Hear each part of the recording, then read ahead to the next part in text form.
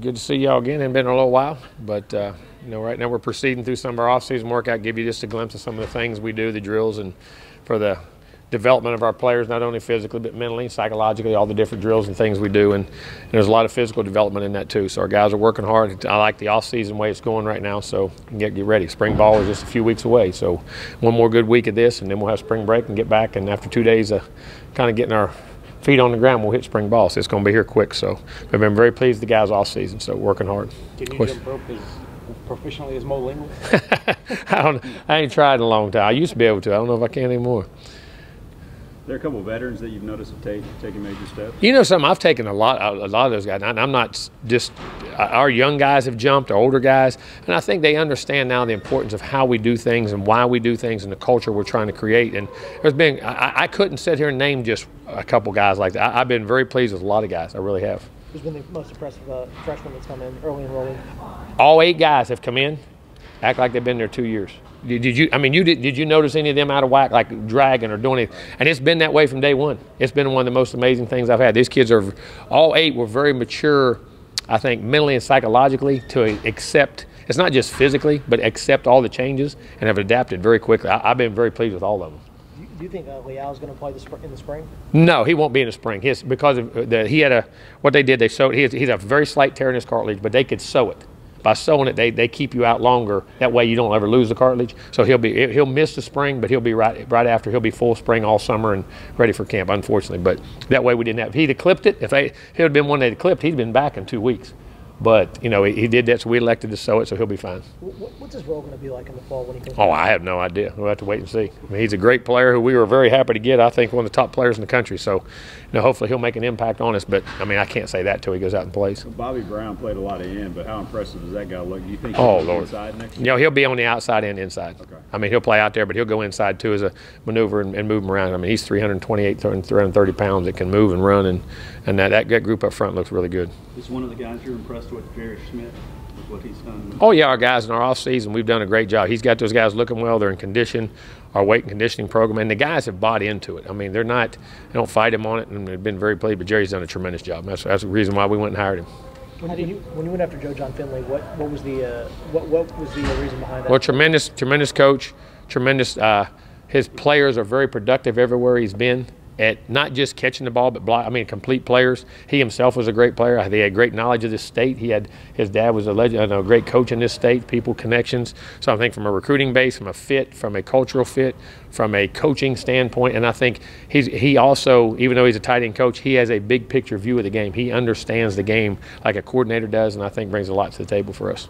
How do you feel about the way Anthony Hines is moving around? Those guys coming back, you see him, Chapman, KK, all those guys are moving. There's a couple other guys in there that are getting back into the flow of the drills now, and, won't be maybe full contact, but they'll be out there in yellow jerseys participating, taking reps, doing things. Their recovery's been tremendous. Our not only our strength and conditioning, but our medical staff has done a tremendous, Jacoby and the doctors have done a tremendous job of getting them guys ready. What happened to Chapman?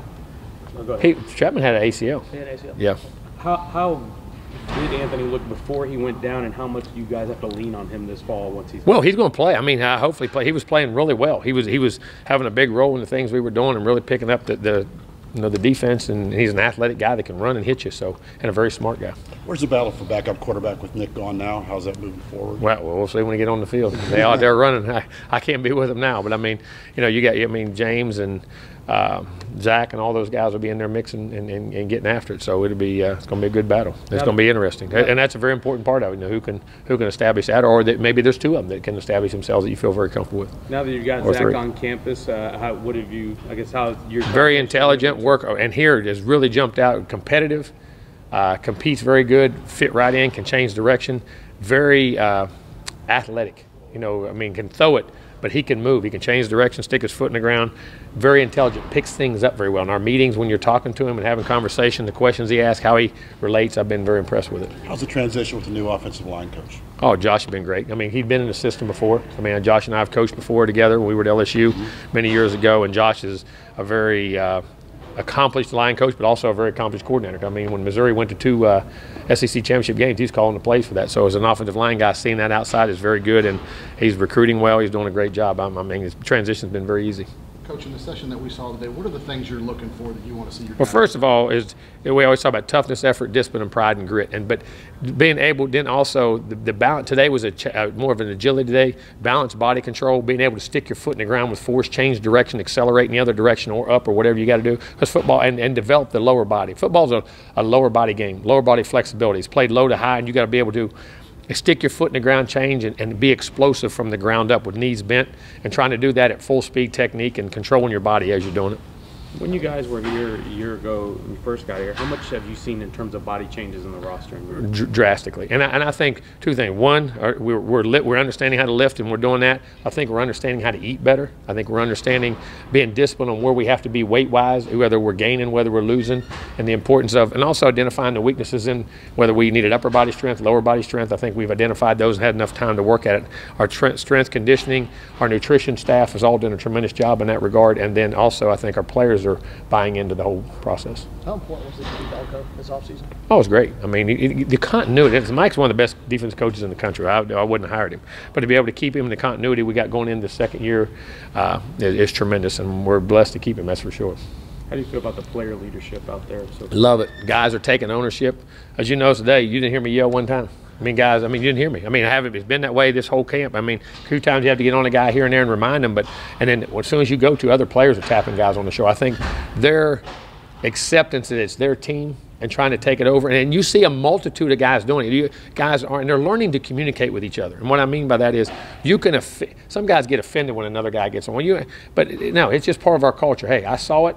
Hey, pick it up. Let's go. Move on. And the guys not only leading better, but accepting leadership better. That's a big part of it, too. Was there something that Mike did specifically on defense that you were really impressed with that first year? Coached real well. I think he gets the overall picture, and I think has a plan. I mean, he understands how to strategically plan. He understands how if they got advantages, against your safeties or against your corners or against your linebackers, how to cover that up and also still stay physical. And I think he does a great job of stopping the run without exploiting the same guy in the secondary all the time, which makes it tougher on your offense to attack guys. Maybe the loudest you got today was praising Baylor Cupp on that blocking drill. How do you feel like he really gets it all? He is. He's one of them. Those young guys are very receptive and have and I don't know how to say it, mature in how they're going about their process, which is, I've had a lot of young guys come in. Sometimes they look terrible out there, and you expect, you don't. There's an adjustment time, and especially jumping in with, you don't have a bunch of other freshmen with you that are kind of, I say, the lost ducklings on the side. You know what I mean? You're with a bunch of upperclassmen, and they fit right in. But Baylor, he's done a great job, physically and mentally. Leon O'Neal had a really strong bowl game. Has he been able to carry that into this offseason? All you got to do is listen. No, I joke, but I tease him about that. But something? I'm never around a guy who loves. I think part of that is he loves what he's doing. He loves to play ball. And he loves people. His communication skills. I enjoy the heck out of Leon, but he is improving. He's gotten stronger, faster, and looking forward for a good year from him. We've been hearing a lot about Michael Clemens. Yes. So what have you seen from him? Same thing. He come back in bowl practice. He was looking really well. You can see the physicality, his strength, and now he's healthy and he's sticking his foot in the ground and running. You see his body. He's big, strong, fast, and he's going to be a great edge guy for us, no doubt. What was he battling with last year? He had a foot. He broke a foot. Okay. He broke one of those little bones in his foot. And those bigger guys, the bigger you are like that, sometimes it takes longer for those little bones to heal because you got so much more pressure. And then when a guy that's athletic like that, there's a lot of force behind him. He's 275 pounds, so that's a different force than a guy 210 or 15 or something putting on your foot.